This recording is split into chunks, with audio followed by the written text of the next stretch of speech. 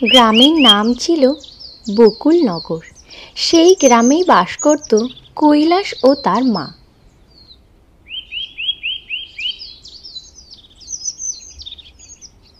কৈলাস আকারে ছোট হওয়ায় সবাই বামন বলে ডাকত। কৈলাস ছিল খুবই অলস প্রকৃতির, সে কোনো কাজ করত না। একদিন সে অনেক বেলা পর্যন্ত ঘুমাচ্ছিল, আর তার মা এসে তাকে অনেক ডাকে বাজার করে আনার জন্য, কিন্তু সে ওঠে না। তাই তার মা রেগে গিয়ে তাকে অনেক বকে আর তাকে বাড়ি থেকে বার করে দেয়, আর তাকে বলে, যদি কোনো কাজ না পাস তাহলে তুই আর বাড়ি ফিরবি না। কৈলাস মন খারাপ করে হেঁটে যাচ্ছিল। কিছু দূর গিয়ে সে একটা গাছের তলায় বসে। সে দেখলো একটা মেয়ে জঙ্গলের দিকে আসছে কাঁদতে কাঁদতে। তখন তাকে সে জিজ্ঞাসা করলো, তুমি কাঁদছো কেন? মেয়েটি তাকে তার সব ঘটনা খুলে বলে। মেয়েটি তাকে বলে, সে যে ছেলেটাকে ভালোবাসতো সে অন্য মেয়েকে বিয়ে করে নিয়েছে, তাই সে মনের দুঃখে এই জঙ্গলে চলে এসেছে কাঁদতে কাঁদতে। মেয়েটির কথা শুনে কৈলাস তাকে বলে, কৈলাস মেয়েটির দুঃখ দেখে তাকে বিয়ের প্রস্তাব দেয়। মেয়েটিও বিয়ে করার জন্য রাজি হয়ে যায়। কৈলাস মেয়েটিকে বিয়ে করে বাড়ি নিয়ে যায়। তার মা মেয়েটাকে বরণ করে ঘরে তুলে নেয়, কিন্তু কৈলাসকে বার করে দেয়। কৈলাসের মা তাকে বলে, যতক্ষণ না সে কোনো ভালো কাজ পায় তাকে ঘরে ঢুকতে দেবে না। কৈলাস আবার তার মায়ের কথা মতো কাজ খুঁজতে চলে যায়। 2 দিন পর কৈলাস বাড়ি আসে। কৈলাসের মা ও তার প্রথম স্ত্রী দেখে কৈলাসের সাথে একটি বিবাহিত মেয়ে তাদের বাড়ির দিকে আসছে। তখনই কৈলাসের মা ও তার প্রথম স্ত্রী ছুটে গিয়ে তাকে জিজ্ঞাসা করে, মেয়েটি কে?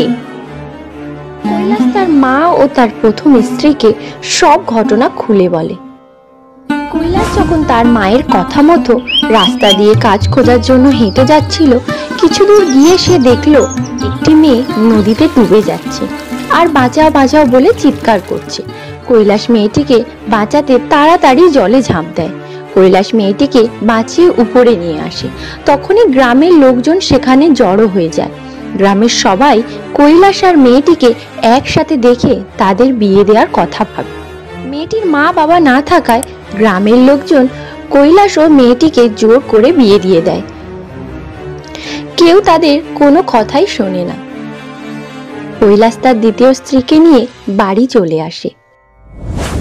এইসব কথা শুনে কৈলাস ও তার প্রথম স্ত্রী কৈলাসকে অনেক অপমান করে, কিন্তু তার দ্বিতীয় স্ত্রীকেও কৈলাসের মা বরণ করে ঘরে তুলে নেয়, কিন্তু কৈলাসকে ঘরে ঢুকতে দেয় না। কৈলাসের মা কৈলাসকে বলে, এখন তুই আরো ভালো কাজ খুঁজবি, তারপর তোকে ঘরে ঢুকতে দেব।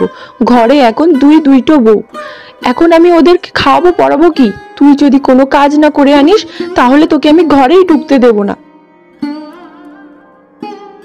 কৈলাস আবার তার মায়ের কথা মতো কাজের খোঁজে বেরিয়ে পড়ে।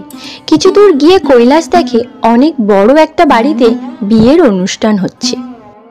সে মনে মনে ভাবলো, এই বাড়িতে যদি আজকের মতো কোনো একটা কাজ পেয়ে যায়, কিছু টাকা পয়সা তো হবে।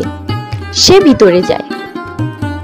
কৈলাস ভিতরে গিয়ে দেখে বিয়ের কনে ও তার পরিবার অনেক কান্নাকাটি করছে। সে একজনকে জিজ্ঞাসা করে, এখানে সবাই কাঁদছে কেন? সেই লোকটি কৈলাসকে বলে, মেয়েটির যার সাথে বিয়ে হওয়ার কথা ছিল সেই ছেলে যখনই বিয়ে করতে আসবে তখনই তার মা হার্ট অ্যাটাক করে মারা যায়, আর ছেলেটি বিয়ে করতে আসতে পারে না। সেটা শুনে কৈলাস জোরে বলে ওঠে, এখনই যদি মেয়েকে বিয়ে না দেন তাহলে তো আপনার মেয়ে লগ্নভ্রষ্ট হয়ে যাবে। এই কথা শুনে সবাই অবাক হয়ে যায়, আর মেয়েটির বাবা কৈলাসের কাছে ছুটে আসে। মেয়েটির বাবা ও বিয়ে বাড়িতে থাকা অনেক লোকজন কৈলাসকে অনেক অনুরোধ করে মেয়েটিকে বিয়ে করার জন্য, কিন্তু কৈলাস রাজি হয় না, কারণ বাড়িতে তার আরো 2 বউ আছে। তখনই মেয়েটির বাবা কৈলাসকে বলে, বাবা, তুমি যদি আমার মেয়েকে বিয়ে করো তাহলে আমি আমার যা কিছু আছে সব তোমার নামে লিখে দেব। আমার গাড়ি বাড়ি সম্পত্তি কারখানা যা আছে সব তোমার নামে লিখে দেবো বাবা।